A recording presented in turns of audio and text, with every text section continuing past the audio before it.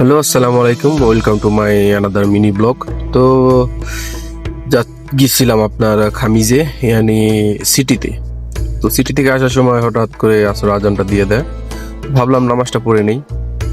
তো রাস্তার পাশে খুব সুন্দর একটা মসজিদ থেকে থামলাম, ভাবলাম আপনাদের দেখাই মসজিদটা। খুবই সুন্দর, বাইরের দিকটা তো খুবই সুন্দর। এটা হচ্ছে আপনার অজুখানা। এখানে অজু করব, এখন অজু করার পর নামাজ পড়বো। তো এটা হচ্ছে বাইরের দিক, দেখেন খুবই সুন্দর, ওয়েদারটা খুবই সুন্দর ছিল, দেখার মতো একটা ওয়েদার, মন জুড়ে নিয়েছে পুরা। তো আস্তে আস্তে আপনার ওয়াক্ত চলে গেছে আর কি।